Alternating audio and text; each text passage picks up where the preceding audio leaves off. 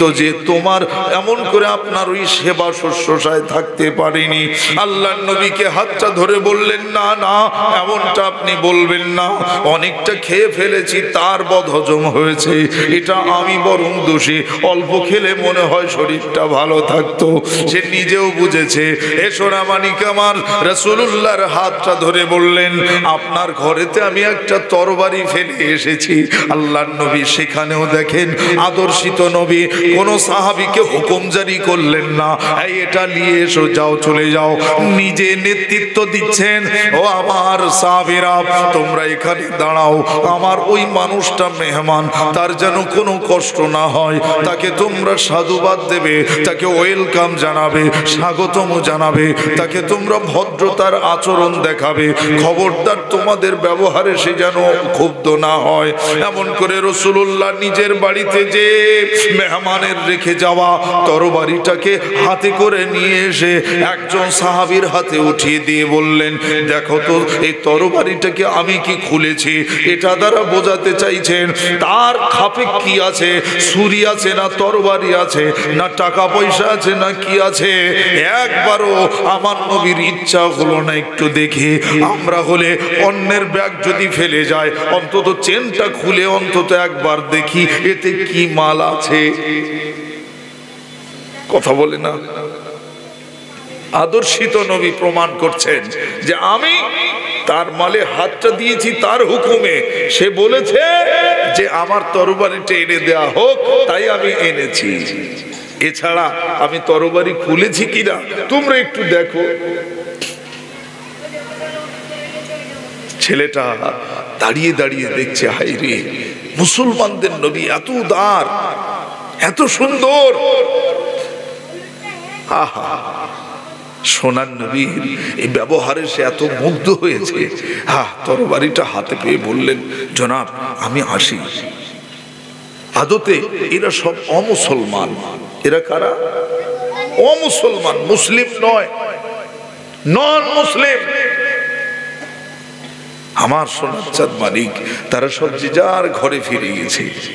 ফেরত যে বাড়িতে যেতে যেতে কত কথা জানো, নবীজির সাহাবীরা তারা কত ভালো, তারা কত ভালো, আমাদেরকে পেট ভরে খানা খাইয়েছে। উনিও ওনার কথাগুলো ব্যক্ত করলেন। তাহলে আবু জেহেল যা বলেছে তার উল্টো না? আবু লাহাব যা বলেছে তার উল্টো না? আমরা যা ভাবতাম মানুষটি রাগী, মানুষটি আমাদের গ্রেফতার করবে, তার এরিয়াতে গেলে আমাদের জরিমানা করবে, অথবা তার এরিয়াতে পৌঁছালে হয়তো আমাদেরকে জেলে দেবে, না হলে আমাদের কোনো শাস্তির ব্যবস্থা হবে, তা তো না। যা শুনে এসেছি তার তো পুরো উল্টো। আবু জেহেল বলেছে এক, আর সেখানে এসে পাচ্ছি আর এক। সুবহানাল্লাহ। ঘরে ফিরে যে যার সিদ্ধান্ত নিয়েছে, চলো আমরা আমাদের বিবি বাচ্চাকে গুছিয়ে নিই, যে হযরত মুহাম্মদ মুস্তাফা সাল্লাল্লাহু আলাইহি ওয়াসাল্লামের হাতেতে হাত দিয়ে আমরা কলেমা পড়ে মুসলমান হয়ে যাব। সিদ্ধান্ত করে নিয়েছে। একটু জোরে বলতে পারলেন না? আর একটু জোরে হবে না? সুবহানাল্লাহ।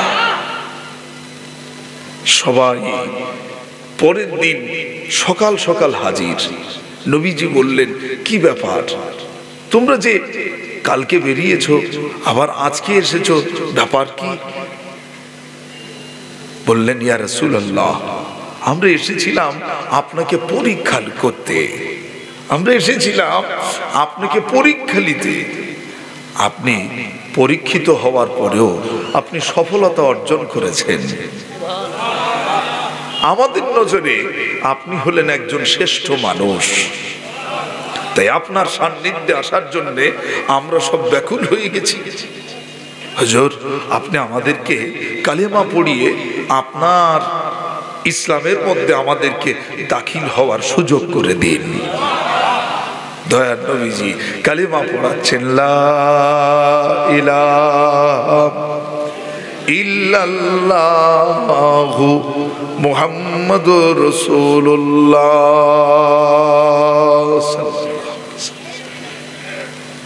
এই হলো আদর্শ। এই হলো নবীজির আদর্শ। আর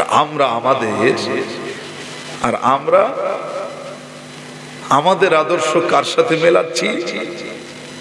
আমাদের আদর্শ আমরা মেলাচ্ছি কিভাবে?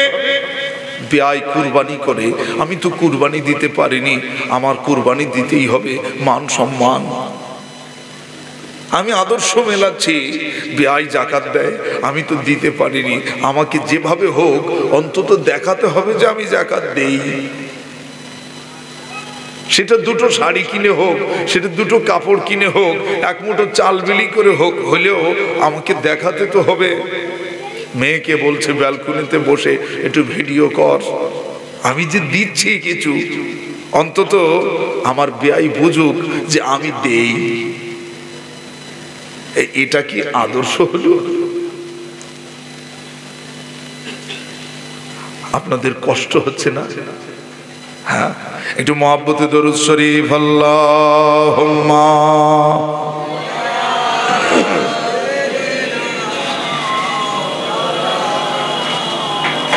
ওয়া আলা আলি।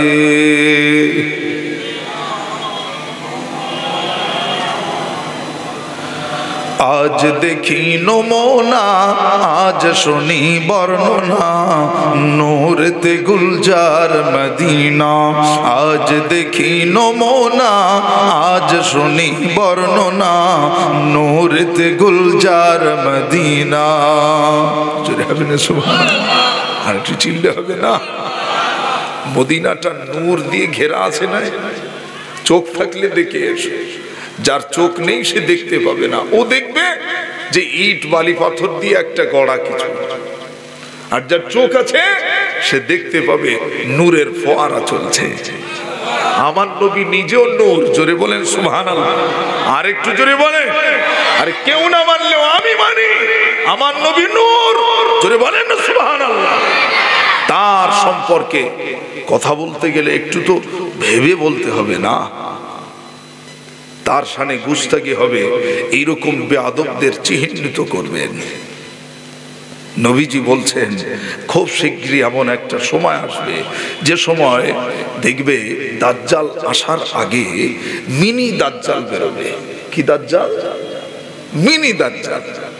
দাজ্জাল আসবে, মাসিহুদ দাজ্জাল। বড় দাজ্জাল বেরোবে, সে হলো বড় মিথ্যেবাদী। আর সে আসার আগে ৭০,০০০ ছোট ছোট মিথ্যেবাদী বেরোবে। তারা কারা জানো? তার এরকম গোল জামা পরা, এরকম দাড়িওয়ালা, এরকম মাথায় টুপি পরা, এরকম হাজি রুমাল দিয়ে সেজে বসে আছে। তারা সব হুজুর। কথা বুঝলেন না? তারা এই সাধারণ মানুষ না। তাদের সংখ্যা হবে ৭০,০০০। কত সংখ্যা? ৭০,০০০। ৭০,০০০ মিনি দাজ্জাল বেরোবে। আর তারা বার হয়ে তাদের কাজ হবে নবীজির মানে খাটো করা, শানে খাটো করা, নবীজির সঙ্গে বেয়াদবি করা। তারা বলবে যে নবীজির মাজারটা যদি ভেঙে দেওয়া যেত, মুসলমান শিরক থেকে বেঁচে যেত। জোরে বলেন নাউজুবিল্লাহ। আর একটু জোরে হবে না? তারা বলে শবে বরাতের রাতে ইবাদত করার থেকে একটা পতিতা নারীকে ভাড়া করে এনে সারা রাত জিনা করা ভালো। বলেন নাউজুবিল্লাহ। এই আলেমগুলোকে চিহ্নিত করুন, জানবেন এরা অন্য কেউ না। এরা নবীর কওল অনুযায়ী, নবীর কথা অনুযায়ী এরা হলো দাজ্জালের সেই মিনি দাজ্জাল। যারা বলে আল্লাহর ওলি বলে কিচ্ছু নেই, যারা বলে ইমাম মানতে হবে না, আমরা নিজেরাই ইমাম, নিজেরাই ইমাম, কারো লাগে না। গোস্তাগে রাসূল হয়েছ না, তুমি মরবে তো তোমার চেহারাটা হবে শুয়োরের চেহারা, তুমি মরবে তোমার চেহারাটা হবে বাঁদরের চেহারা, মানুষের চেহারা হবে না, মানুষের চেহারা হবে না। আর যদি একই ইমানের সঙ্গে নবীকে মেনে নিতে পারো, রাসূলুল্লাহর প্রতি দিল দিয়ে অন্তর দিয়ে যদি ভালোবাসতে পারো, আমার আল্লাহর ভয় রেখে আমার নবীর সামনে গুস্তাখিমূলক কথা থেকে যদি দূরে থাকতে পারো, শরিয়াতের মাপকাঠিতে হ্যাঁ, হাদিস কোরআন আলোকে যদি তুমি চলতে পারো, ইনশাআল্লাহ আমার নবীর সঙ্গে তোমার দিদার হয়ে যাবে। জোরে বলবেন না? আজ দেখি নমুনা, আজ শুনি বর্ণনা, নূরেতে গুলজার মদিনা। আজ দেখি নমুনা, আজ শুনি বর্ণনা, নূরেতে গুলজার মদিনা। মদিনার ওই পাকা মাটিতে দয়ার নবী শুয়ে আছে, মদিনার ওই পাকা মাটিতে মায়ার নবী শুয়ে আছে, মদিনার ওই পাকা মাটিতে নূরের নবী শুয়ে আছে। কত হাজি গাজি যায় সেখানে, কত হাজি সাহেব যায় সেখানে, আমার যাওয়া হলো না নূরেতে গুলজার মদিনা। আজ দেখি নমুনা, আজ শুনি বর্ণনা, নূরেতে গুলজার মদিনা। আল্লাহুম্মা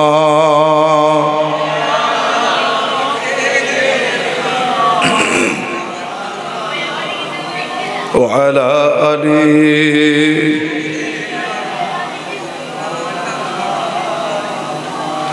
মদিনার ওই মাটি যত সুগন্ধে আম্বারের মতো।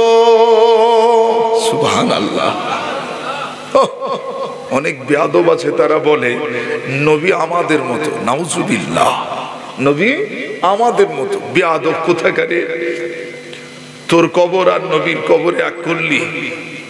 হ্যাঁ, যদি তোর নাক থাকে সেই নাক নবী পাকের রওজার কাছে দাঁড়িয়ে দেখবি রওজা থেকে জান্নাতের খুশবু বার হচ্ছে। চিল্লা হবে না? বেয়াদব, তোর বাপের কবরের কাছে যে দেখ দুর্গন্ধ বের হচ্ছে, পোড়া গন্ধ। জাহান্নামে পুড়ে ছাই হলে গন্ধ হয় না? কার সাথে কিসের তাল দেয়? আবার বলে আমরা মৌলানা সাহেব। বেয়াদবির একটা সীমা থাকে। নবীকে নিয়েও বেয়াদবি। রাসূলুল্লাহকেও গালি দিতে ছাড়িস না। আল্লাহ ওদেরকে হেদায়েত করুক। আদতে হেদায়েত হবে কিনা আল্লাহ ভালো জানেন। যারা নবীর শানে বড় বড় কথা বলতে পারে, বেয়াদবি করতে পারে, নবীকে বড় ভাই বলতেও ছাড়ে না, এরা কারা? মানুষ এরা? কথা বুঝলেন না? শুধু রূপে মানুষ, পোশাকে চেহারায় মানুষ, আদতেও শুয়োরের থেকে খারাপ। আদতে শুয়োরের থেকে খারাপ। আমার রাসূলুল্লাহর রওজা পাকের মাটিটা জান্নাতুল ফিরদাউসের উন্নত মাটি।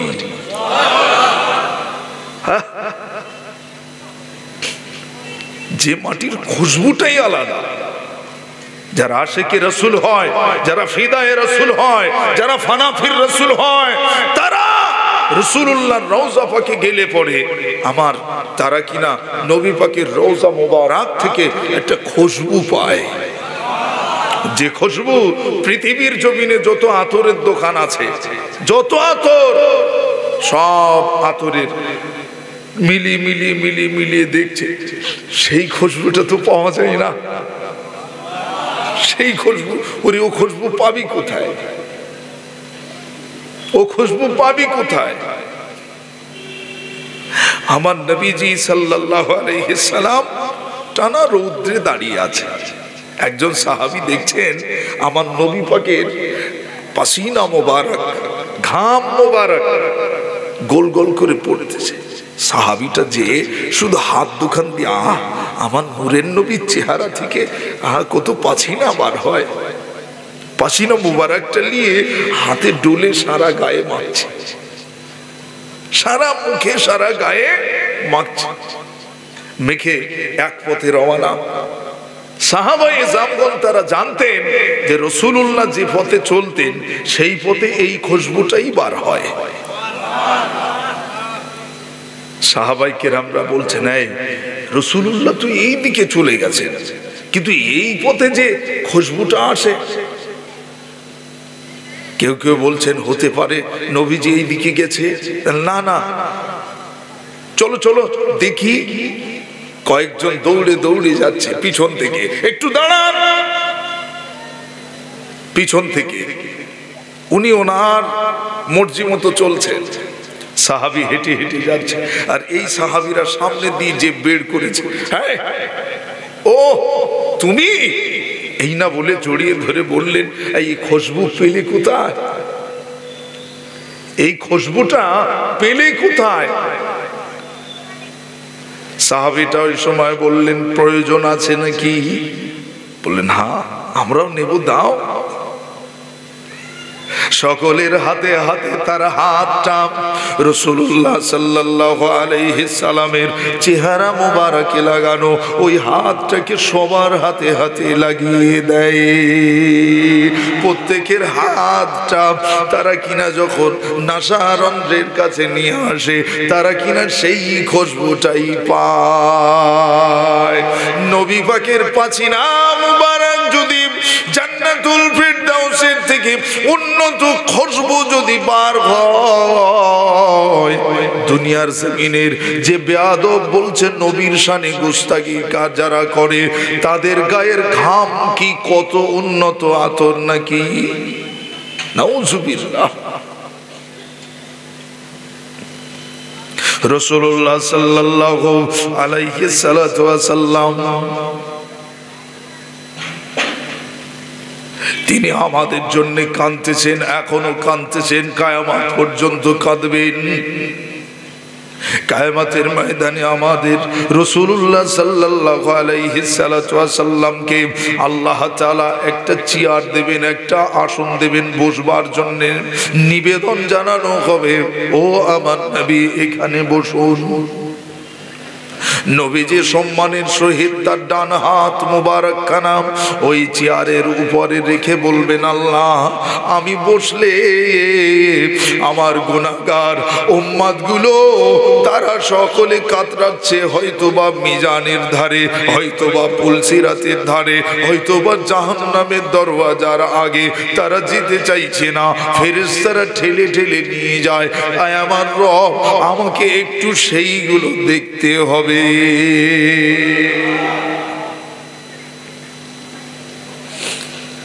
মদিনার ওই পাক মাটিতে দয়ার নবী শুয়ে আছে, কত হাজি গাজি দেয় গো সালাম, কত হাজি সাহেব দেয় গো সালাম, আমার দেয়া হলো না নূরেতে গুলজার মদিনা। আজ দেখি নমুনা, আজ শুনি বর্ণনা, নূরেতে গুলজার মদিনা। আল্লাহুম্মা মাশাআল্লাহ মাশাআল্লাহ, প্রাণ খুলে পড়ে।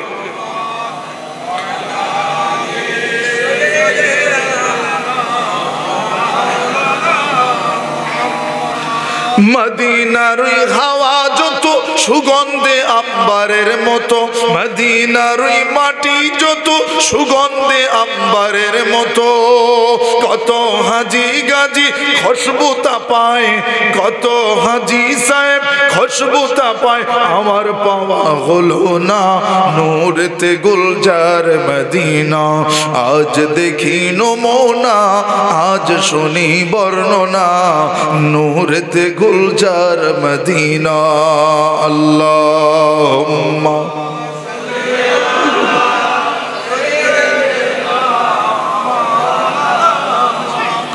ওয়া আলা আলিহি।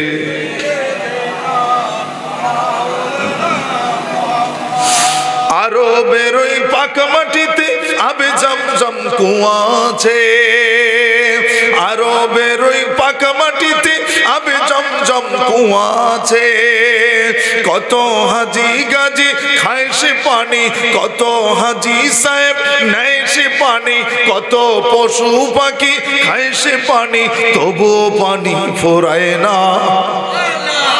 জোরে হবে না সুবহানাল্লাহ। ছোট্ট একটা কুয়া, ছোট্ট একটা কুয়া, হয়তোবা হাত দশেক, হয়তোবা হাত দশেক, একটু আড়ে হবে, একটু লম্বায় হবে, হয়তো বা এক গলা পর্যন্ত ডিপ হবে। কথা বললেন না? এতটুকুন একটা ছোট্ট গর্ত, যে গর্ত থেকে আজকে গোটা পৃথিবীর মানুষ লক্ষ লক্ষ, এই 2-3 দিন আগে পত্রিকাতে দেখছিলাম মদিনা শরীফে এই 3 দিনে 30 লক্ষ মানুষ একত্রিত হয়েছে। সুবহানাল্লাহ বলবে না? নবীর আশেক দিন দিন বাড়ছে না কমছে? বাড়ছে না কমছে? কিছু বিয়াদব বলছে আমরা কই মদিনায় যে দেখিনি কেউ একটু মদিনায় যে ইয়া নবী সালামু আলাইকা বলেছে। হ্যাঁ বেটা, তোর নজর আছে দেখবি, তোর নজর আছে দেখবি। ও নিজে নিজের বাপকে সালাম দেয় না, মাকে দেয় না, ও রাসূলুল্লাহকে দেবে কি করে? তো পোড়া কপাল। ওখানে যেও খুঁজতেছে শরিয়তের গলায় ছুরি লাগানোর জন্য, মদিনায় যে মক্কায় যে খুঁজে বেড়াচ্ছে। কথা বুঝলে না? আমরা হলাম ইমাম আবু হানিফা রহমাতুল্লাহ আলাইহির উত্তরসূরি, জোরে বলা যাবে না সুবহানাল্লাহ। আমরা হলাম দাদা হুজুর পীর কেবলা রহমাতুল্লাহ আলাইহির উত্তরসূরি। আমরা দাদা পীর কেবলার, তার যেমন নিজের সন্তান আছে, আমরাও দাদা হুজুরের সন্তান। কেউ পেটের সন্তান, কেউ পিঠের। কথা বুঝলেন না? আমরা দাদা হুজুরের মাসলাকে কখনো আমরা কলম দিয়ে কাটতে পারবো না। আমরা মাসলাকে মুজাদ্দিদে জামান মেনে চলি। কথা ঠিক না ভুল? তুমি দেওবন্দি মাসলা এখানে আনতেছো, হ্যাঁ তুমি ওয়াহাবি মাসলা এখানে আনতেছো। মেজো হুজুর পীর কেবলা রহমাতুল্লাহ আলাইহি মাসলা দিয়েছে মসজিদে মসজিদে মাইকে নামাজ পড়া যাবে না।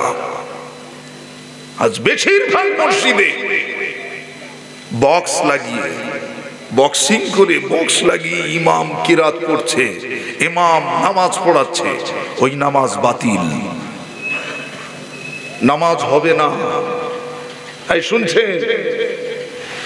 যদি আপনি মেজো হুজুর পীর কেবলাকে মানেন, যদি আপনি দাদা হুজুর পীর কেবলাকে মানেন, আপনাকে মাসলাটাও মানতে হবে। শুধু মুখে দাদা হুজুর, মুখে দাদা হুজুরের ভিতরে ছুরি চালাবো, এ ইমাম তোমার হতে বলিনি। কথা বুঝছেন না? হ্যাঁ, দেওবন্দের মাসলা করবে, দেওবন্দের মাসলায় যাও। তুমি মুখে দাদা হুজুর বলবে কেন? তুমি দাদা হুজুর মানবে, সামনের ব্যানার দাদা হুজুর আর ভিতরে অন্য জায়গা। আমার কথা বুঝতে পারছেন না? ভিতরে ওয়াহাবি, এটা চলবে না। মাসলাকে যদি মুজাদ্দিদে জামান মানতে হয়, তো মুজাদ্দিদে জামানের অনুসারী অনুগামীরা তারা যে কিতাবাদি লিখেছেন, বসিরহাটের আল্লামা হুজুর রহমাতুল্লাহ আলাইহি যে ফতোয়ার কিতাব লিখেছেন, এমন করে মিজলা হুজুর যে ফতোয়ার কিতাব লিখেছেন ফতোয়ায়ে সিদ্দিকিয়া, এই কিতাবগুলো আপনাকে ফলো করা লাগবে। তাহলে বুঝবো যে তুমি দাদা পীর কেবলার মহব্বতের মানুষ। এই কথা ঠিক না ভুল গো? খুব সাবধান, মসজিদে বলে দেবে মাইকে নামাজ হবে না, মাইকে নামাজ হবে না, বক্সে খুতবা পড়লে হবে না। ওই সমস্ত জমিদারি ছাড়ো।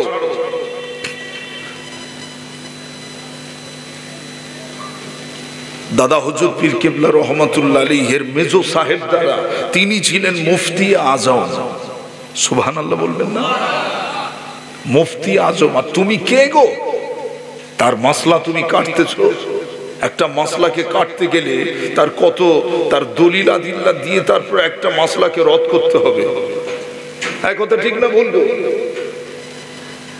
নবীজি বলছেন তোমরা জামাত করবে যখন, নামাজ আদা করবে যখন, তোমরা মুকাব্বির রাখবে, মুকাব্বির রাখবে, তোমার নামাজে অসুবিধা হবে।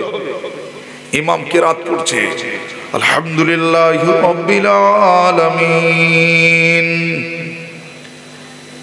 তোমার 3 তলায় শোনা যায় না, না যাক। 4 তলায় শোনা যায় না, না যাক। নামাজ হবে না? হবে না? এখন ধরুন জুমার দিন মাইকে আপনার হচ্ছে, কোনো মুকাব্বির নেই, 10 তলা মসজিদ, খুব ভালো করে বুঝবেন। মেজো হুজুর এমনি মাসলা দিয়ে যায়, 10 তলা মসজিদ, জেনারেটরের তেল শেষ, জেনারেটরের তেল শেষ। এখন জুমার নামাজ 1 রাকাত হয়েছে, 1 রাকাত জুমার নামাজ হয়েছে, আর অমনি কারেন্ট চলে গেছে, অমনি কারেন্ট চলে গেছে, কোনো মুকাব্বির নেই। এখন এই পরিস্থিতিতে নামাজ কি হবে? 10 তলায় তারা কি করবে? সেই 9 তলায় ওরা কি করবে? 1 লাখ পড়ে নেবে, কথা বলে না। একা একা পড়লে হবে না, ইমামের সাথে পড়তে হবে। তাহলে মুকাব্বির তো আগে থেকে থাকা দরকার ছিল, মাঝখানে হঠাৎ চলে গেছে, এখন মুকাব্বির হলে হবে? বেয়াদবি করার জায়গা পাও না। না, জামাত যখন পড়বে, 5টা লোক মসজিদে, 5টা, তাতে বক্স চালাচ্ছে। ইমামগুলো এত অসভ্য, বেশিরভাগ নিজেদের গলাবাজারি করতে হবে, সুর দেখাতে হবে, টান দেখাতে হবে। আরে দেখাও টান, আল্লাহকে দেখাও। তোমার সেক্রেটারি শোনাতে হবে না, মসজিদের ওই মাতব্বরের শোনাতে হবে না। তোমার যদি দিলটা লিল্লাহ থাকে, তোমার গলা যদি খারাপ হয়, তেলাওয়াত যদি শুদ্ধ হয়, আল্লাহ কবুল করে নেবে। জোরে বলবেন না সুবহানাল্লাহ। কি আপনাদের খারাপ লাগতেছে? আজকে দেখেন বেশিরভাগ মসজিদে ফজরে নামাজ হচ্ছে, মাইক নিয়ে 2 জন লোক। জোহরে নামাজ হচ্ছে, মাইক নিয়ে 1 জন লোক, ইমাম আর মুয়াজ্জিন। আসরে নামাজ হচ্ছে, মাইক নিয়ে 4 জন লোক। মাগরিবে নামাজ হচ্ছে, মাইক নিয়ে 20 জন লোক। কেন খালি মুখে 20 জন শুনতে পাবে না? কথা বলে না। পারো কাটো, মেজো হুজুরের মাসলাটা কেটে দিয়ে কথা বলো। মেজো হুজুর পীর কেবলা রহমাতুল্লাহ আলাইহি, আমার পীর গো, তেনার মাসলা কেটে দিয়ে তুমি কথা বলো। খুব সাবধান, হুঁশিয়ার করে দিলাম। নামাজগুলো এভাবে নষ্ট করো না, নামাজ এভাবে নষ্ট করো না। নিজের একটু সোচ্চার হন। ইমামকে বলুন মাইক বন্ধ করে নামাজ করুন, মাইক বন্ধ করে এই খুতবা করুন। কি কথা বুঝতে পারছেন না? পারছেন না? প্রয়োজন হলে মেজো হুজুরের মাসলার কিতাব যান, চলে যান পীর আল্লামা কুতুবউদ্দিন সিদ্দিকী হুজুর মাদ্দাজুল্লাহিল আলী হুজুরের দরবারে কিতাব পাওয়া যাবে। ফুরফুরা শরীফে যাবেন, কিতাব পাওয়া যাবে। মেজো হুজুর পীর কেবলার লিখিত কিতাব নিয়ে আসুন, এসে দেখবেন মাসলা হল করুন, জানা বোঝা করুন, নিজেরা পড়ুন। দেখবেন আপনার ভিতর অনেক জ্ঞান তৈরি হবে, চলার রাস্তাটা সহজ হবে।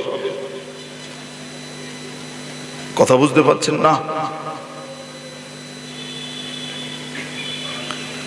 তাহলে নামাজ হবে কিভাবে? মুকাব্বির থাকতে হবে।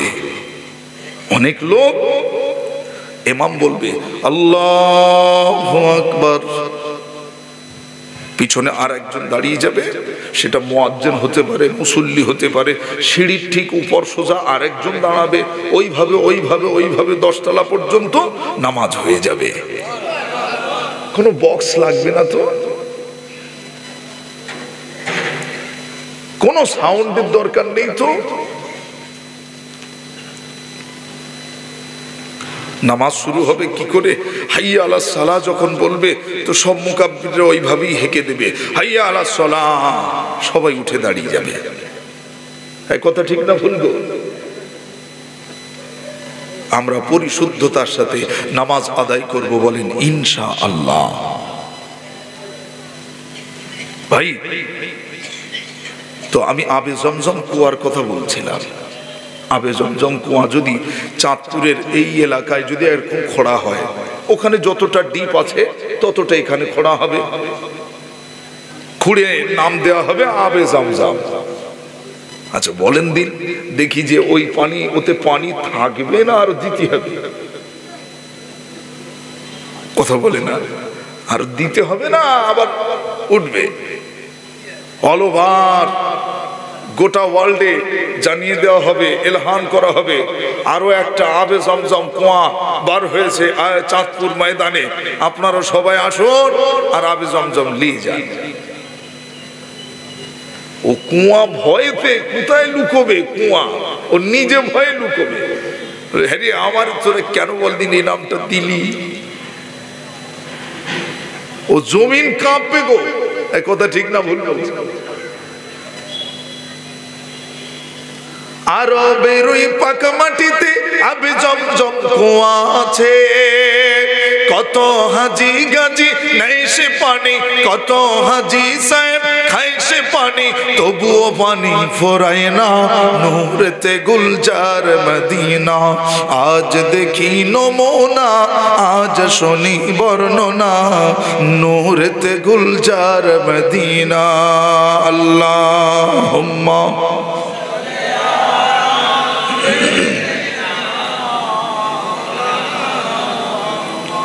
وعلى آله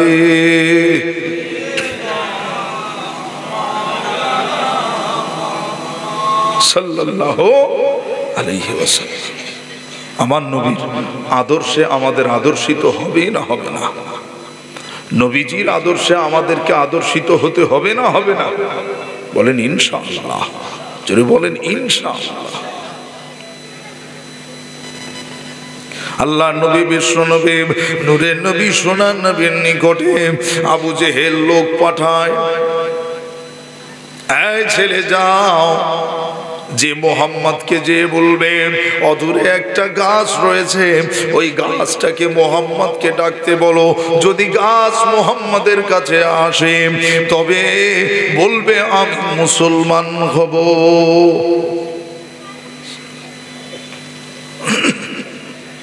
শিখিয়ে দিয়েছে। ছেলেটা বললেন এই তো সুযোগ, এই তো সুযোগ, আমি মুসলমান হব, আমার ইচ্ছা, কিন্তু আমি কোনোভাবে সুযোগ পাচ্ছি না। আবু জেহেল যখন বলেছে আমি আজকেই, আমি তো জানি সৈয়দুল মুরসালিন সত্য, ছেলেটা ভয়ে মুসলমান হচ্ছিল না, কিন্তু আবু জেহেল যখন বলে দিয়েছে আর টেনশন আছে। ছেলেটা আনন্দের সঙ্গে আসে, আবু জেহেল পাহাড়ের উপরে উঠে, আবু জেহেল পাহাড়ের উপরে উঠে লক্ষ্য রেখেছে ছেলেটার দিকে। ছেলেটা রাসূলুল্লাহর হাতে হাত দিয়ে বললেন, ও সাইয়্যিদুল মুরসালিন, ও মুসলমানদের নবী, ওই যে দূরে গাছ দেখা যায়, ওই গাছটাকে আপনার নিকটে ডাকুন, ওই গাছটাকে আপনার নিকটস্থ করুন। যদি ওই গাছটা আপনার কাছে আসে তবে আমি বলছি কালেমা শরীফ পড়ে মুসলমান হয়ে যাব।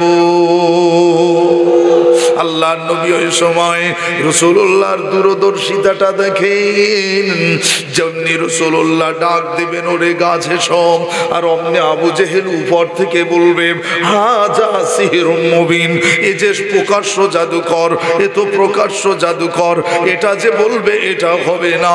আল্লাহর নবী মুচকে হেসে বললেন, ওহে বৎস, যাও যাও, তোমার মর্জি মতো, তোমার মনের মতো, যে গাছটা দেখলে তোমার পছন্দ হবে, যে গাছটা দেখলে তোমার ভালো লাগবে, যে গাছটা দেখলে তোমার মনে হবে যে এই গাছটা দয়ার নবীর কাছে যেতে পারবে না, এরকম একটা গাছ তুমি দেখে দেখে দেখে দেখে ওই গাছটাকে যে বলবে মুসলমানদের নবী ডেকেছে। আমি ডাকলে তো তুমি বলবে, আমি ডাকলে তুমি বলবে জাদুকর, বরং তুমি যাও, তোমার ভিতরে ঈমান পয়দা হবে, তোমার ভিতরে ঈমান বিল্লাহ, ঈমান বির রাসূল তৈরি হবে। সুবহানাল্লাহ। সেই ছেলেটি এমন করে অদূরে জঙ্গল রয়েছে, জঙ্গলের দিকে রওনা, একে একে একে একে গাছগুলো দেখছে, এটা হবে না, এটা হবে না, এটা হবে না, এভাবে জঙ্গলের ভিতরে প্রবেশ করেছে। এত বড় জঙ্গল, গভীর জঙ্গলের ভিতরে যে ছেলেটা, ওই জঙ্গলের ভিতরে থাকা বট বৃক্ষের ন্যায় একটা বড় গাছ, ওই গাছটাকে লক্ষ্য করে তিনি ভেবে নিয়েছেন এখানে তো মুহাম্মদুর রাসূলুল্লাহ দেখতে পান না, নবীজি তো চোখে দেখতে পায় না, আমি কোথায়, আমিও তো তাকে দেখতে পাচ্ছি না, বরং আড়ালে চলে এসেছি, এখান থেকে এই গাছটাকে বলবো আজকে রাসূলুল্লাহর পরীক্ষা হবে। ওহে সোনার মানিকেরা, বিশ্বনবী হাবিবুল্লাহ হুজুরে পাক সাল্লাল্লাহু আলাইহি সাল্লাতু ওয়া সাল্লাম তিনি দাঁড়িয়ে তুইজ্জু মান তাশা ওয়া তুজিল্লু মান তাশা বিয়াদিকাল খায়র ইন্নাকা আলা কুল্লি শাইইন কাদির। ওগো মাবুদ রে, আপনার হাতে সমস্ত শক্তি মাবুদ, আপনি চাইলে ইজ্জত দিতে পারেন, আপনি ইচ্ছা করলে বেইজ্জতি করতে পারেন, সমস্ত ক্ষমতার মালিক আপনি। এভাবে রাসূলুল্লাহ আল্লাহর নিকটে প্রার্থনা জানাচ্ছেন, আর ছেলেটা সেইখানে দাঁড়িয়ে বলছে, ওরে গাছ রে, ওরে গাছ, তুমি জানো জানো মুসলমানদের নবী তোমাকে ডেকেছে। বলার সঙ্গে সঙ্গে গাছ নড়াচড়া করেছে। ছেলেটা ভয়ে ভীত সন্ত্রস্ত হয়ে একটু দূরে দাঁড়িয়ে পড়েছে। সে জানে হয়তো ওই গাছটা উপর হয়ে আমার যদি ঘাড়ে এসে পড়ে আমি মারা যাব, এটা নয়, বরং গাছটা অন্য কোথাও পড়ে যাক।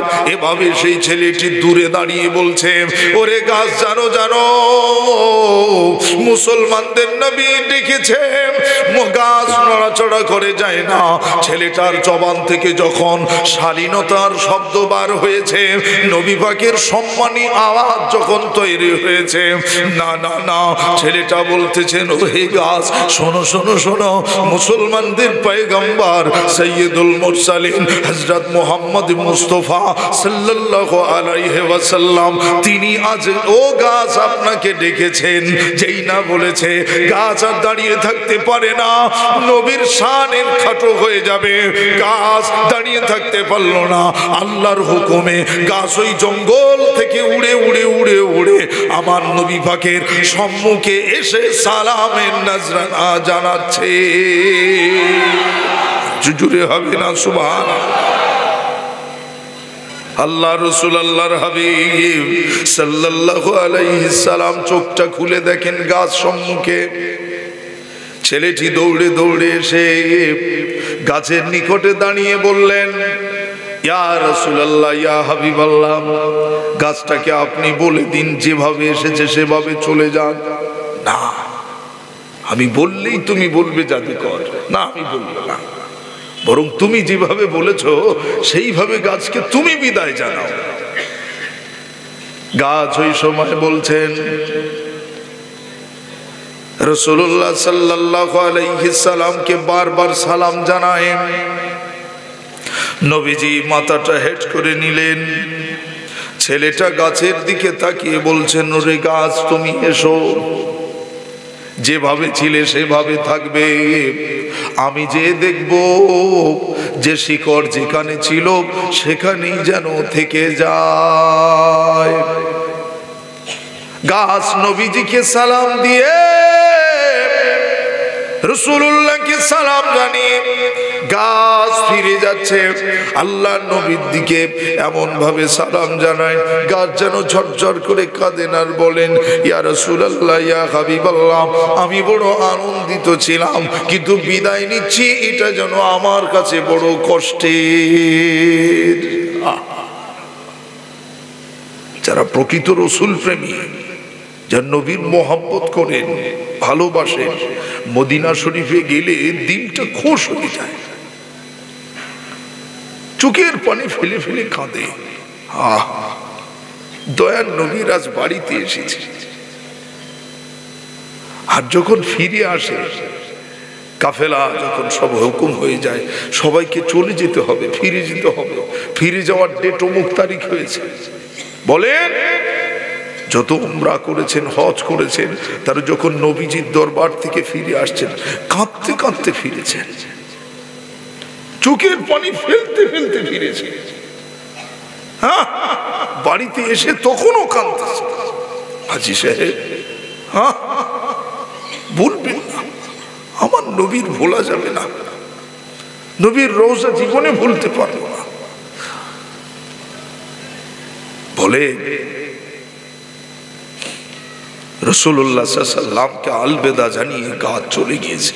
ছেলেটা সেই জঙ্গলের ভিতরে যে দেখে গাছ যেখানে যেমন অবস্থাতে ছিল ঠিক সেইভাবেই সে থেকে গেছে। আর জোরে বলবেন না,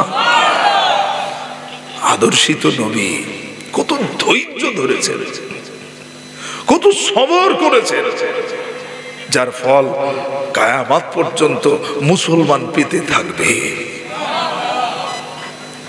কত সবর করেছেন, কত ধৈর্য ধরেছেন। নবীজি নামাজ পড়তেছেন, আল্লাহ আল্লাহ আল্লাহ বলে সিজদায় পড়ে রয়েছেন, আর এদিকে কাফেরেরা যুক্তি করছে যে এই একটা সুযোগ, চলো উটের ভুঁড়িগুলোকে সব নিয়ে আসা। বড় বড় উটের ভুঁড়িগুলো এনে আমার নবী পাকের মাথার মোবারকের উপরে সব ঠেলে দিয়েছে। বলেন, আপনার যদি পিঠের উপরে 100 কেজি যদি চাপিয়ে দেওয়া হয়, আপনি উঠতে পারবেন? আপনার পিঠের উপরে যদি 100 কেজি, একটা কেজি, ওই যে 20 কেজি 20 কেজি করে পাওয়া যায়, ওরকম 100টা দেওয়া হয়, এই আপনার 5টা দেওয়া হয়, উঠতে কষ্ট হবে না?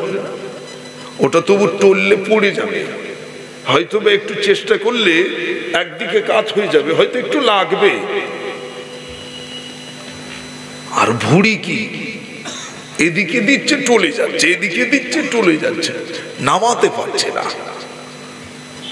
একটা একদম ভুঁড়ি নয়, 6 থেকে 7টা ভুঁড়ি, তাও কাঁচা ভুঁড়ি নয়, পচা, একটু গুঁতো লাগলেই ফেটে যাবে, দুর্গন্ধ বার হবে। পচা ভুঁড়ি আমার নবী পাকের ঘাড়ের উপরে দেওয়া হয়েছে। নবীজি নিজে সিজদায় আল্লাহকে বলছেন, আল্লাহ আল্লাহ আপনি সাহায্যকারী। নিশোত রজনীতে আম্মা জান খাদিজাতুল কুবরা রাদিয়াল্লাহু তাআলা আনহা খুঁজতে বার হয়েছেন রাসূলুল্লাহ কোথায়। এক পর্যায়ে খুঁজতে খুঁজতে খুঁজতে খুঁজতে মনের ভিতর যেন উদয় হলো, অদূরে যে ওই উঁচু ঢিবি মতো করা আছে, ওটা একটু নাড়িয়ে দেখি।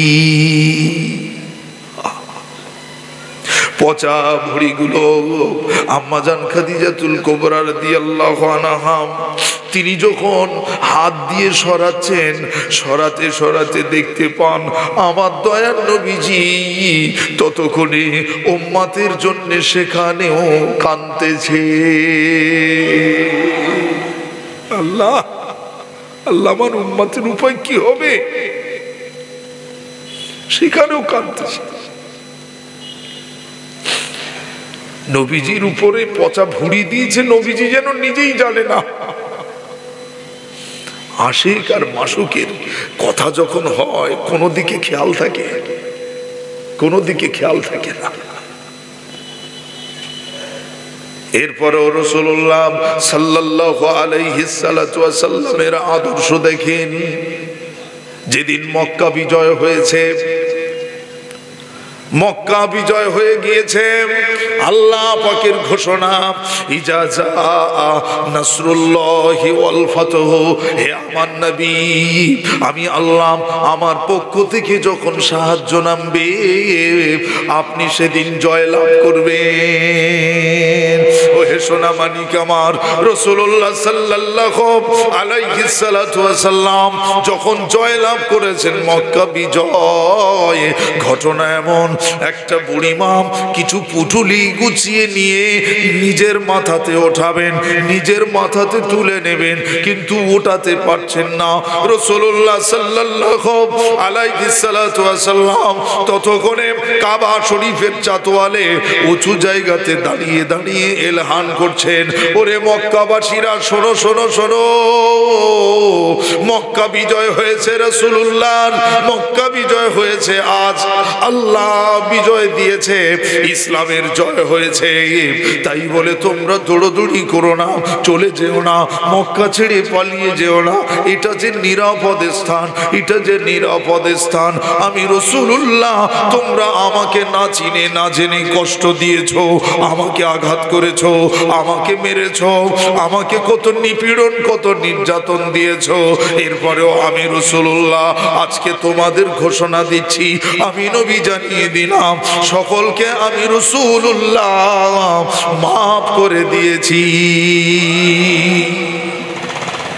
কি নবী প্রতিশোধ নিয়েছে, প্রতিশোধ নিয়েছে। আর নবীজি ইচ্ছা করলে যে আমি যখন জয়লাভ করেছি, যেটা আজকের দিনে দেখবেন যারা রাজনৈতিক প্রেক্ষাপটে এদিক আর ওদিক যখন কোনো একদিক যখন জয় হয়, তারা যখন জিতে যায় দেখবেন তাদের তাদের আলোড়ন আর তাদের চিন্তাধারা সম্পূর্ণ ইসলামের নৈতিক বাইরে। কথা বুঝছেন না? জয়লাভ করেছে, আমার দায়িত্ব হবে এলাকা শান্ত রাখার, আমার দায়িত্ব হবে এলাকার গুছিয়ে নেওয়ার, কোথায় অগোছালো আছে সেটাকে গোছাতে হবে, কোথায় কি প্রয়োজন আছে তার হাজতগুলো প্রয়োজনগুলো মেটাতে হবে। এটা না করে বরং ও এই করেছে ওকে ধর, ও এই করেছে ওকে মার, এই নির্দেশনা দেওয়ার অধিকার তোমাকে কে দিয়েছে? ইসলাম তোমাকে এই মান্যতা দেয়নি, ইসলাম তোমাকে এটা করতে দেয়নি, করতে বলেনি। নেতৃত্বের চেয়ারে আল্লাহ যখন তোমাদেরকে বসিয়েছে, নিশ্চিত আল্লাহর পরীক্ষা চলছে তোমাদের, এটা মানতেই হবে যে আল্লাহর পরীক্ষা চলছে। কেননা কিয়ামতের মাঠে আল্লাহ আরশে আজিমের ছায়া তাকে দেবেন। আল্লাহর নবী বলছেন, আল ইমামুন আদিল, একজন ন্যায়পরায়ণ শাসক, ন্যায়পরায়ণ নেতা যে হবে, একজন নীতিবান একজন শাসক যে হবে, নীতিওয়ালা পথভ্রষ্টওয়ালা শাসকের কথা বলেনি। যারা নেতৃত্বের চেয়ারে বসে মদ খায়, যারা নেতৃত্বের চেয়ারে বসে খুন করে, যারা নেতৃত্বের চেয়ারে বসে যারা কিনা সুদ ঘুষ জিনা ব্যভিচার বাদ নেই, এদেরকে আমার আল্লাহ ছাড়বে না, এদেরকে আমার আল্লাহ ছাড়বে না। নীতিভ্রষ্ট হবেন না। আল্লাহ আপনাকে নেতার নেতৃত্বের চেয়ারে দিয়েছেন মানেই বুঝতে হবে এটা আপনার জন্য সম্মান, এটা আপনার জন্য ইজ্জতের। আপনাকে ওই ইজ্জতটা সঙ্গে করে নিয়ে কবরে যেতে হবে, আপনি বেইজ্জতি হয়ে যেতে পারবেন না। আল্লাহ আমাদেরকে সকলকে ইজ্জতের সাথে বাঁচিয়ে রাখেন, বলেন আল্লাহুম্মা আমিন। ঈমানের সাথে রাখেন, বলেন আল্লাহুম্মা আমিন। আমার রাসূলুল্লাহ যখন হাঁক দিয়েছেন, এই জনগণেরা শোনো শোনো, তোমরা বিচলিত হও না, এভাবে এদিক ওদিক ঘুরো না, চলে যেও না। আমি রাসূল বলছি, আমি সব তোমাদের মাফ করে দিয়েছি। তোমরা আমাকে পাথর ছুঁড়েছো, তোমরা আমার মাথাতে আঘাত করেছো, তোমরা আমাকে মেরেছো, ও তাইফের মানুষ তোমরা আমাকে কষ্ট দিয়েছো, আমি রাসূলুল্লাহ বলছি আমি সবাইকে মাফ করে দিয়েছি। সোনার চাঁদ মানিক আমার, রাসূলুল্লাহ সাল্লাল্লাহু আলাইহি সাল্লাম তিনি দেখছেন যে একজন বুড়িমা দূরে অদূরে একটা পুটুলি নিয়ে যেতে পারছে না। আল্লাহর নবী সেই বয়োজ্যেষ্ঠ মা তার নিকটস্থ হয়ে বললেন, ওহে মা, কোথায় যাবেন আপনি? বললেন, শোনো নাই, মোহাম্মদ জয়লাভ করেছে, মোহাম্মদ মেরে ফেলে দেবে আমাদের, আমরা তো জাতিতে ইহুদি বাবা, আমরা সব পালিয়ে যাচ্ছি, এসো এসো, তুমিও যাবে নাকি বাবা? নবীজি মুচকে হেসে বললেন, আমি কি আপনার একটু সহযোগিতা করতে পারি? আমি কি আপনার একটু সহযোগিতা দিতে পারি? বললেন, বৎস, এটা তো ভালো কথা, আমি হেঁটতে পারি না, আবার উপরে তো আমার মোট রয়েছে, বোঝা রয়েছে, এটা কি তুমি নিতে পারবে? রাসূলুল্লাহ তার নিকট থেকে এমন করে পুঁথুলিটা মাথায় করে আল্লাহ রসুলের হাত ধরে বয়োজ্যেষ্ঠ মহিলাটা হাঁটা দিয়েছে। অদূরে পথ পাহাড়ের নিকটবর্তী তার সন্তানেরা দাঁড়িয়ে হাত উঁচু উঁচু করে বলে, মা এদিকে এসো, মা এদিকে এসো। কাছাকাছি পৌঁছে যাওয়ার পরে রাসূলুল্লাহ বলছেন, আমি এবার আসি। ওহে ছেলে, কোথায় তোমার বাড়ি, কি নাম? তুমি আমাদের কি সঙ্গী নও? তুমি আমাদের কি সাথী নও? আমাদের সঙ্গে কি তুমি আসো নাই? রাসূলুল্লাহ সাল্লাল্লাহু আলাইহি সাল্লাম বলেন, যার ভয়ে তুমি এখানে চলে এসেছো, যার ভয়ে ভীত সন্ত্রস্ত হয়ে জায়গায় এসেছো, আমি তো সেই রাসূলুল্লাহ। এই আদর্শ দেখে বুড়িমা আওয়াজ দেয়, হে আমার ছেলেরা, এসো এসো এসো, ও আমার ছেলেরা, এসো এসো এসো। আমরা যেটা বুঝেছিলাম, আবু জেহেল যেটা প্রচার করেছিল, আবু লাহাব যেটা প্রচার করেছিল, সেটা নয়, আমি মা তার প্রত্যক্ষদর্শী। এসো এসো, সবাই ফিরে যাই, আমরা সকলে যে কালেমার পতাকা সাথে নিই। চলে হবে না সুবহানাল্লাহ?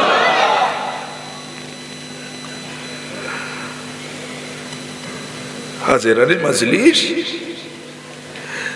রাসূলুল্লাহ সাল্লাল্লাহু আলাইহি সাল্লামের আদর্শ আপনি কটা নেবেন, আপনার জীবন বদলে যাবে। আল্লাহর ওলিদের দরবারে বসলে তো সারাক্ষণ আল্লাহ আল্লাহ রসুলের কথা তো হবেই। কথা বুঝলেন না? বেফাস কথা বলে লাভ কি? কোরআন হাদিসে ওয়াজ নসিহত কম আছে।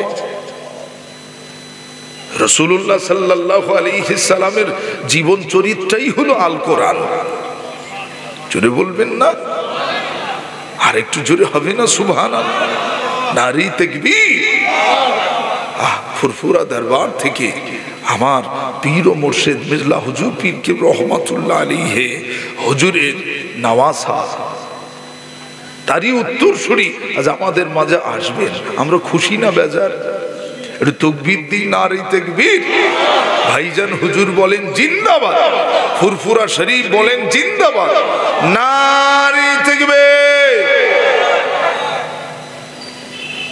আসেন আর একটুখানি ভেবে দেখি,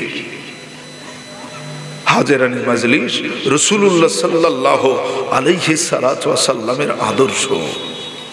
নবীজি দুনিয়া থেকে বিদায় নেবেন, খবর হয়ে গিয়েছে, সাহাবাদের মাঝে রোল চলছে কান্নার।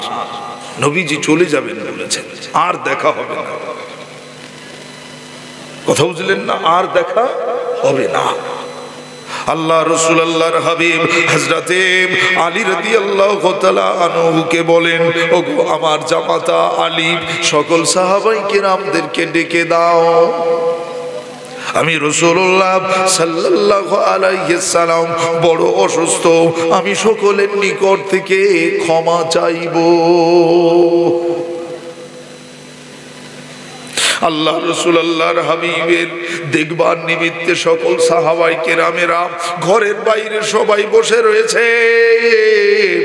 হযরতে আলী রাদিয়াল্লাহু তাআলা আনহু হুজুর আমার রাসূলুল্লাহকে ধরে ধরে আস্তে আস্তে বাইরে নিয়ে আসলেন।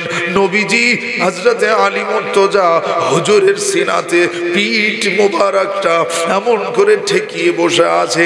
আমার রাসূলুল্লাহ সাল্লাল্লাহু আলাইহি সাল্লাম আস্তে আস্তে বলতেছেন আর জোরে জোরে জোরে জোরে জানিয়ে দিচ্ছেন। হযরতে আলী রাদিয়াল্লাহু আনহু তিনি বলছেন, বলছেন আমার নবীজি আমাদের কাছে ক্ষমা চাইছেন, আমাদের সকলের কাছে মাফি চাইছেন, সকলে মাফ করে দেওয়া হোক। নবীজি যখন ক্ষমা চাইছেন এভাবে হাতটা উঁচু করে করে, তোমরা আমাকে ক্ষমা করো, তোমরা আমাকে মাফ করো, তোমরা আমাকে ক্ষমা করো।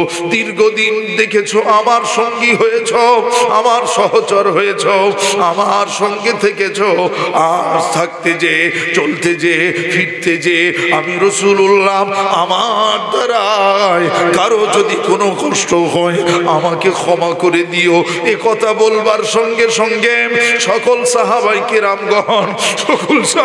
কেরামগণ বুক ফাটা কান্না কাঁদতে কাঁদতে বলেছিলেন, ইয়া রাসূলুল্লাহ, ইয়া হাবিবাল্লাহ, আপনি এভাবে বলে আমাদের লজ্জা দেবেন না, এভাবে বলে আমাদের কষ্ট দেবেন না, এভাবে বলে আমাদের লজ্জা দেবেন না।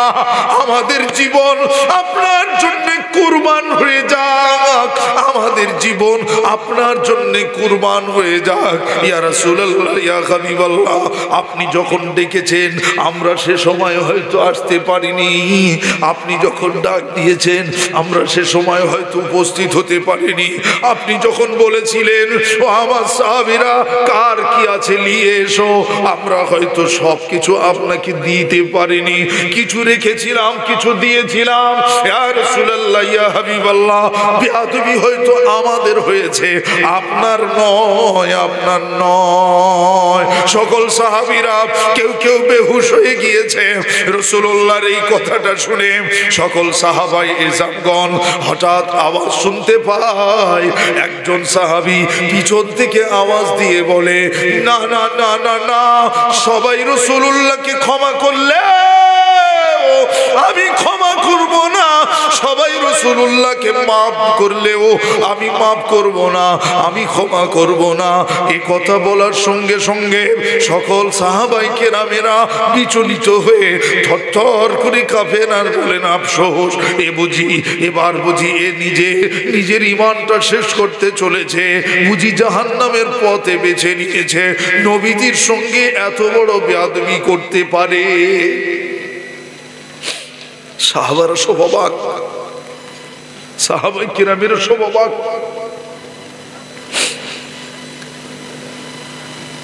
আল্লাহর নবী বললেন, কে ওটা? হযরত আলী মুর্তজা নামটা ধরে বললেন, উনি অমুক সাহাবী। ও আচ্ছা আচ্ছা, ওনাকে আসতে দাও, কি প্রতিশোধ নেবে, ওনাকে আসতে দাও। সাহাবায়ে কেরামেরা ঝরঝর করে কাঁদেন আর বলেন, না না ইয়া রাসূলুল্লাহ, ইয়া হাবিবাল্লাহ, আমরা বেঁচে থাকতে আপনাকে প্রতিশোধ নিতে দেব না। কিয়ামতের ময়দানে, মাশরের ময়দানে সেদিনে আল্লাহ যদি জিজ্ঞাসা করে, হে আমার বান্দা, তোমাদের সম্মুখে আমার রাসূলুল্লাহর প্রতিশোধ নিচ্ছিল, তোমরা কেন কিছু বলো নাই? রাসূলুল্লাহ ওই সময়তে ইশারা করে শুধু বললেন, চুপ। সব সাহাবীরা কিছু করার নাই, সকলের চোখ ভরা পানি টপ টপ টপ টপ করে পড়ে। সাহাবী আস্তে আস্তে উঠলেন, আদবের সঙ্গে রাসূলুল্লাহর দিকে এগিয়ে আসেন। নবীজির নিকটস্থ হওয়ার পরে সাহাবীকে জিজ্ঞাসা করা হলো, বলো আমার সাহাবী, আমি রাসূলুল্লাহ, আমার অপরাধটা কি? আমার অপরাধ কি? সাহাবী ওই সময় বলেন, ইয়া রাসূলুল্লাহ, ইয়া হাবিবাল্লাহ, হুজুর, যুদ্ধের ময়দানে আপনি কোড়া নিয়ে, হাতেতে কোড়া নিয়ে আপনি কিনা ইশারা করছিলেন, এদিকে যাও, ওদিকে যাও, এদিকে যাও, ওদিকে যাও। আর এমন সময় ওই কোড়ার আঘাতে আমার পিঠে গুঁতো লেগেছিল, আমার পিঠটা কেলিয়েছে, আমার পিঠে আঘাত হয়েছে। আমি পিছন ঘুরে দেখি আপনি ছিলেন, সেজন্য সেদিন আর কিছু বলতে পারি না। ইয়া রাসূলুল্লাহ, ইয়া হাবিবাল্লাহ, আপনি যখন আজকে সুযোগ দিয়েছেন, আজকে সেই সুযোগের সদ্ব্যবহার নেব। রাসূলুল্লাহ সাল্লাল্লাহু আলাইহি সাল্লাতু ওয়া সাল্লাম হযরত বেলাল রাদিয়াল্লাহু আনহুকে লক্ষ্য করে বললেন, বেলাল কেঁদো না, যাও চলে যাও আমার বেটি ফাতেমার ঘর থেকে একটা কোড়া নিয়ে এসো। কোড়া নিয়ে আসা হলো। কোড়াটা রাসূলুল্লাহ সাল্লাল্লাহু আলাইহি সাল্লাতু ওয়া সাল্লাম হাতে করে নিলেন। ও গমবেন মুসলমানেরা, আদর্শিত নবী আমার, আদর্শিত রাসূল আমার, দয়ার নবী সেদিনে ওই কোড়া মোবারকখানা নবীজির হাতের স্পর্শ পাওয়া ওই কোড়া মোবারকখানা সাহাবীর হাতে দিয়েছে। সাহাবী নিয়ে আদবের সঙ্গে চুমাটা দিলেন। নবীজি বুঝলেন আমার প্রতিশোধ নেবে না, নিশ্চয়ই এর মধ্যে কোনো অন্য কোনো ইচ্ছা রয়েছে। বলো বলো কিভাবে প্রতিশোধ নেবে? বললেন, ইয়া রাসূলুল্লাহ, হুজুর আপনাকে খালি বদনে থাকতে হবে। নবীজি নিজের জুব্বা মোবারকখানা পিঠের দিকে হযরতে আলী রাদিয়াল্লাহু আনহু হুজুরকে জড়িয়ে ধরে পিঠের দিকে জুব্বাটা উঁচু করে দিয়েছে। আর সাহাবীটা রাসূলুল্লাহর পিঠ মুবারকখানায় চুমা দেয়, বারবার বোঝা দেয় আর কাঁদেন আর বলেন, ইয়া রাসূলুল্লাহ, ইয়া হাবিবাল্লাহ, হুজুর আমার প্রতিশোধ নেওয়া হয়ে গেছে। আল্লাহর নবীকে বলে, ইয়া রাসূলুল্লাহ, ইয়া হাবিবাল্লাহ, হুজুর বেয়াদবি হয়েছে জানি, বেয়াদবি হয়েছে জানি, আমি একা জাহান্নামী হয়ে যাব, একা জাহান্নামে চলে যাব, কিন্তু আমার মতো অধমের ওছিলায়, আমি আকাশ আমার ওছিলায় আজ আপনার সকল সাহাবীরা আপনার পৃষ্ঠদেশে থাকা মোহরে নবুয়তটা সকল সাহাবীরাও দেখেছে। আপনি বলেছেন যারা আমার মোহরে নবুয়ত দেখবে তারা তো জান্নাতে যাবে। ইয়া রাসূলুল্লাহ, আমি দেখেছি বটে, হয়তো বেয়াদবি হয়েছে, আমি জানি আমি জাহান্নামে যাব, কিন্তু আমার কারণে আপনার সহচরেরা, আপনার সাহাবায়ে কেরামেরা সকলে তো জান্নাতে যেতে পারবে। আমার নবী মুচকে হেসে বলেছিলেন, এটা তো অপরূপ প্রতিশোধ। দরুদ আল্লাহুম্মা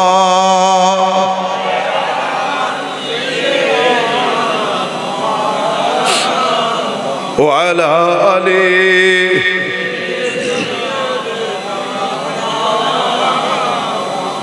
সাল্লাল্লাহু আলাইহি ওয়াসাল্লাম। আমার বাবাজি ভাই দোস্তেরা, নবী পাকের আদর্শ বলে শেষ করা যাবে? রসুলের আদর্শ বলে শেষ করা যাবে? যাবে না। আমরা যদি চেষ্টা করি তার আদর্শে আদর্শিত হওয়ার, আমরা রসুল ওয়ালা বেনে যাব, আমরা রসুল ওয়ালা বেনে যাব। আমরা বলি না আশিকে রসুল, তো সত্যি আপনি আশিকে রসুল বেনে যাবেন। আর যে আশিকে রসুল বেনে গিয়েছে সে আশিকে এলাহা বেনে যাবেন। আল্লাহ আমাদেরকে আশিকে রসুল, আশিকে এলাহা হওয়ার তৌফিক দিন। বলেন সকল আল্লাহুম্মা আমিন। যদি বলেন আল্লাহুম্মা আমিন। সকলে একটু স্বল্প সময় সেই হাবিবের দরবারে একটু সালাম পাঠ করি। একটু আসেন সবাই, একটু সকলে উঠে দাঁড়িয়ে পড়ি। ইয়া নবী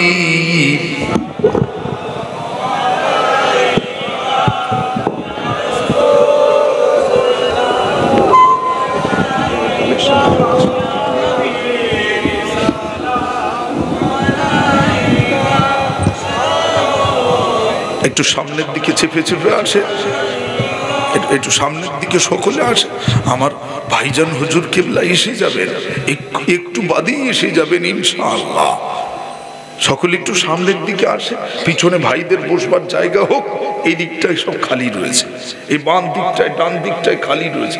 আসে সামনের দিকে পূরণ করেন, এটা আদব, এটা আদব। কালেমায় লেখা আপনার নাম, কোরআনে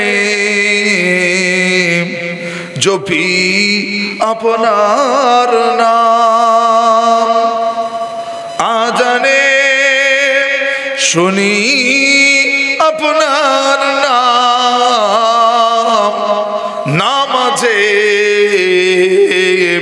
পড়ি দরুদ ও সালাম। ইয়া নবী ইয়া रसूल या हबीब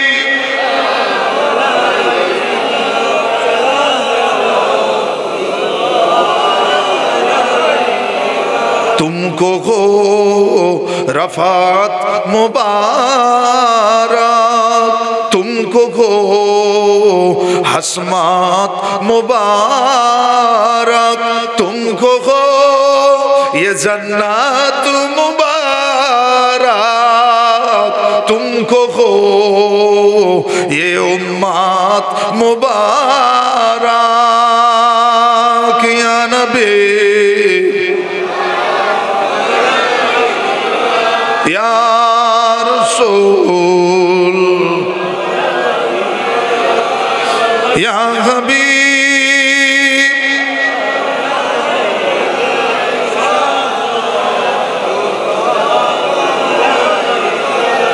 কবরে থাকিব একা, হাসরে উঠিব একা, মিজানে থাকিব একা, সেটা পাই যেন নবী আপনাকে দেখা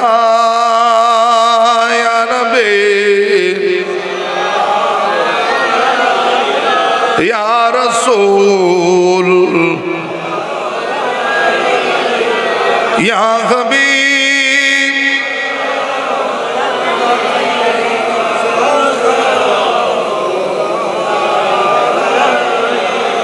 সকল আদবের সঙ্গে বসে পড়েন। ইয়া রব্বি সাল্লিম সাল্লিমান দাইমান আবাদা আলা নবিকা খায়রি খালকি কুল্লি সালাম বরগুজিদা নবী पर आपने मुदाम সকলে পড়েন রব্বি সাল্লিম আলা ইয়া রাসূলুল্লাহ মারহাবা মারহাবা ইয়া রাসূলুল্লাহ আল্লাহুম্মা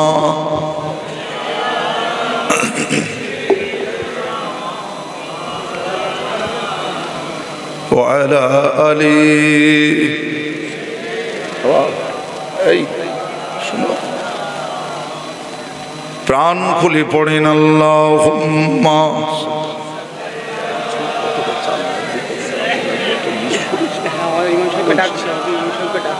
আমি জানি না কেন আমি টিভার কালেকশন এখন দেখলে হবে।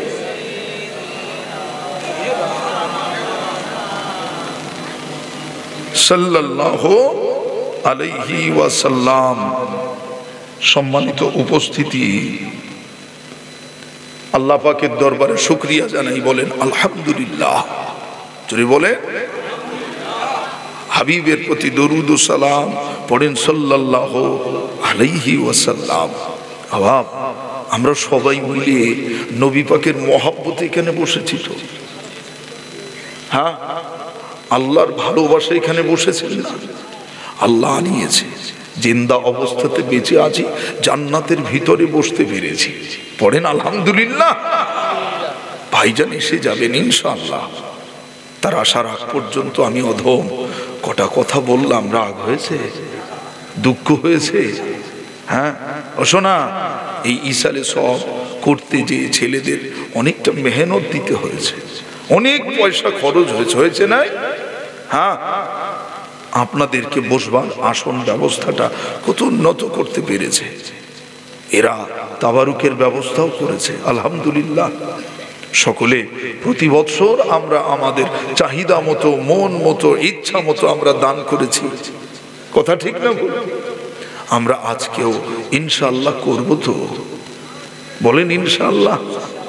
যে নাকি আমরা সব মুঠোবদ্ধ থাকবো, আল্লাহ আল্লাহ রসুলের জন্য মুঠো খুলবো, বলেন ইনশাআল্লাহ। আসেন, কি করেছে ছেলেরা? বিরিয়ানি না এমনি চাল, মোটা চাল না শুধু বিরিয়ানির চাল? মাশাআল্লাহ মাশাআল্লাহ। আচ্ছা বলেন তো এই করতে ক হাঁড়ি করেছে? 15 হাঁড়ি। এক হাঁড়িতে কতটা চাল যায়? এই রান্নি কেউ আছে এখানে? এক হাঁড়িতে কতটা চাল যায়? 7 কিলো। তার মানে 3 হাঁড়িতে, বলেন না, 3 সাথে 21, তাহলে ক হাঁড়ি হয়েছে? 15 হাঁড়ি। কতটা চাল লাগবে? 1 কুইন্টাল। 10টা ছেলে ওই 10 কিলো চালের থলে, একটু আল্লাহর রাস্তে বলেন দিন দেখি, একটা চালের ওই থলেতে একটা দানা, আল্লাহ বলছেন, আমি বলিনি, আল্লাহ বলছেন, মান জাআ বিল হাসানাতি ফালাহু আশারু আমসালে, যে ব্যক্তি একটি দেবে, আল্লাহ বলছে, যে ব্যক্তি একটা সৎ কাজ করেছে আমি আল্লাহ 10টা দেবো, 10টা ইনাম দেবো, 10টা পুরস্কার দেবো, 10টা রহমত দেবো, 10টা গুনাহ মাফ করে দেবো। আচ্ছা, এই অফার পোড়া কপাল হলে ছাড়বে? এত সুন্দর অফার পোড়া কপাল হলে ছাড়বে? এখন একটা দানাতে, ওই একটা বস্তায় যে 10 কিলোর বস্তা, ওতে কটা দানার গুনে শেষ করতে পারবে? এই শোনা, কে দেবে গো? এক এক টুপ করে, আমি বেশি দেরি করি না, আর আপনার দেরি করবেন না, আশা করি আপনার শিক্ষিত মানুষ। এক এক করে হাত তোলেন। কোচির নাম কি? আমার ভাইয়ের নাম আব্দুর রশিদ। কোথায় বাড়ি? হ্যাঁ, কাঁচকল, বেলেঘাটা, লাউহাটি কাঁচকল, এখানে আছে? ও আজকেই জানলাম যে এখানে কোথাও কাঁচকল আছে। আচ্ছা আচ্ছা, ও কাঁচ ভাঙা যেসব মেশিন পার্ট থাকে ওই। আচ্ছা আচ্ছা, আমার ভাইয়ের নাম আব্দুর রশিদ। আল্লাহ ওনার দেয়া দানকে আল্লাহ কবুল করেন। আর আপনার মুখ বন্ধ থাকবেন, যেন বলবেন না আল্লাহুম্মা আমিন। আমি যতক্ষণ না বলবো ততক্ষণ যেন বলবেন না, বললি গুনাহ হবে তো। আমার ভাই আব্দুর রশিদ ভাই, উনি 10 কেজি চালের বস্তা দিয়েছেন, 10 কেজি। আপনার খুশি না? আল্লাহ কবুল করেন। জোরে হবে না? আমার ওই ভাইয়ের নাম শরীফ উদ্দিন মোল্লা, মোবারকপুরে আমাদের ঘরের ছেলে, আমাদের মোহাব্বতের ভাই, যে উনি দেবেন 10 কেজি চাল। আল্লাহ কবুল করেন। একটু মোহাব্বত করে বলেন মারহাবা। মারহাবা মানে ধন্যবাদ, মারহাবা মানে উনি যে দিয়েছেন আমরা খাবো তো সামনের বছরে যদি বাঁচি, তাই না? উনি দিয়েছেন, ওনাকে মারহাবা বলেন, মারহাবা। 2, 3 নাম্বার 10 কেজি বিরিয়ানির চাল আমার এই বাপ দেবে 30 কেজি, তো ওইটার 50 হবে না? যখন 30 যখন পারবে, মন খুলে হবে। একটু জোরে বলেন মারহাবা। আমার বাবাজি বলেন মারহাবা। 50 কেজি চাল বলেন মারহাবা। নারে তাকবীর, নারে তাকবীর। আল্লাহ দাতাদের দানকে কবুল করেন, আল্লাহ দাতাদের দানকে কবুল করেন, আল্লাহ দাতাদের দানকে কবুল করেন। কি নাম? সাহেব আলী মোল্লা। আমার সাহেব আলী বাবাজি গো, তোদের যা দরকার লাগে আরো বেশি করলিস, ওগুলো কি কমতি নেই? আছে, কমতি আছে? আল্লাহ দিয়েছে। কে দিয়েছে? আল্লাহ দিয়েছে, আল্লাহকে দেবে। বলো ইনশাআল্লাহ, জোরে বলেন ইনশাআল্লাহ। ক কিলো হলো? ক কিলো হলো? একজন 30 কিলো হবে। যে হুজুর আমি পারবো, একজনা 30 কিলো। সেই পিছনে দেখো, জান ভরে দোয়া করেন। এই সবাই মিলে জান ভরে দোয়া করেন, বলেন আল্লাহুম্মা আমিন। জোরে বলেন আল্লাহুম্মা আমিন। আল্লাহ দানকে কবুল করেন, বলেন আল্লাহুম্মা আমিন। আমার বাবাজি পিছনে কি নাম? নিজামুদ্দিন। নিজামুদ্দিন আমাদের ঘরের দাদা পীরের সম্মান রেখেছে, জোরে বলবেন না মারহাবা। দাদা হুজুরের সম্মান রেখেছে, জোরে বলেন মারহাবা। নারে তাকবীর। আল্লাহ দানকে কবুল করেন, বলেন আল্লাহুম্মা আমিন। দাতাদের মনের মাকসাদকে আল্লাহ পুরা করেন, বলেন আল্লাহুম্মা আমিন। তাদের ইশারা, তাদের ইচ্ছাটা কি আল্লাহ জানেন, আল্লাহ যেন তা আদায় করেন, বলেন আল্লাহুম্মা আমিন। নিজামুদ্দিন ভাই, আপনার বাড়ি চাঁদপুর। এই চাঁদপুরে আব্বার নাম ফকির আলী মোল্লা, বেঁচে আছে? মরহুম ফকির আলী মোল্লা, চাঁদপুর উত্তরপাড়া, 9 দফা। আচ্ছা আচ্ছা, আল্লাহ তার আব্বা মা গুরুজন গুণীজন যারা যারা দান ধ্যান করেছেন আল্লাহ সকলের দানকে কবুল করে যারা আখেরাতমুখী হয়ে গিয়েছে, যারা কবরে চলে গিয়েছে আল্লাহ তাদের আখেরাতকে ধন্য করে দিন। আল্লাহ তাদের আখেরাতকে আল্লাহ আল্লাহ তাদের কবর জগৎটা জান্নাতের টুকরা করেন। বলেন আল্লাহুম্মা আমিন। জোরে বলেন আল্লাহুম্মা আমিন। জি 30 কিলো চাল। হ্যাঁ আপনি খবির চা লাউহাটি কি দেবে? 30 কেজি চাল সামনে বছরে ইনশাআল্লাহ আল্লাহ দেয়ার তৌফিক দিক। বলেন আল্লাহুম্মা আমিন। জারি করো অবহেলা সেই হয় কাজের বেলা। কোন পাগলের মনে যে কি উদয় হবে আমরা কি কেউ বলতে পারবো? তাকবীর দেন, নারে তাকবীর, নারে তাকবীর। এই হুজুর এসেছে, নারে তাকবীর, নারে তাকবীর। ভাইজান বলেন জিন্দাবাদ, ভাইজান বলেন জিন্দাবাদ। আলা আওলাদে মুজাদ্দিদে জামান বলেন জিন্দাবাদ, নারে তাকবীর। ফুরফুরা শরীফ, ফুরফুরা শরীফ, হিজবুল্লাহ, হিজবুল্লাহ, নারে তাকবীর। মাশাআল্লাহ। ভাইজান আসবেন, ভাইজানকে আপনারা নিয়ে যান যে একটু নাস্তা করেন। হ্যাঁ ছেলেরা, সম্মানের সাথে আদবের যেন খেলাপ না হয়, আদবের সঙ্গে নিয়ে যান।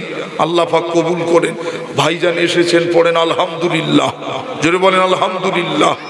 মাশাআল্লাহ। আমার ভাই ও বাবাজিরা ওটা উঠে বিচলিত করতেন, এটা আদবের খেলাপ। ভাইজান আসবেন ইনশাল্লাহ। আসবেন তো না? আসবেন না? তাহলে আমরা সবাই আদবের সাথে আছি। একটা সুন্দর পরিবেশটাকে অসুন্দর করবেন না, এটা আদবের খেলাপ। আসেন বলেন। এই চাল হয়ে গিয়েছে না? চাল হয়ে গিয়েছে। কি লাগবে? আলু ক বস্তা? আলু কতটা বলে? 10 বস্তা আলু। কে আছে 10 বস্তা আলু দেবে? 2 বস্তা করে বলেন 5 জন যে হুজুর আমি 2 বস্তা আলু দিতে পারবো। তাড়াতাড়ি বলে, ভাইজান এসে যাবে। আমি ভাইজানের সময় নষ্ট করাবো না ইনশাআল্লাহ। এই মাহফিল আপনারা দিয়েছেন আলহামদুলিল্লাহ। যে সকলে বলেন তাবারুকান হবে, এগো হবে তো? চাল উঠে গেছে মানে আর টেনশন আছে? সবে তো শুরু হলো চাল। আসেন আলু বলে 2 বস্তা আলু দেবে। আমার ঘরের ছেলেরা মহব্বতের মানুষ, কে আছেন বলেন? আগামী বছরে এই ইসালে সব হুজুর চিকেন বিরিয়ানি হয়। হ্যাঁ জি ভাইজান তো আসছেন তো, আর হবে না। নারে তাকবীর, নারে তাকবীর।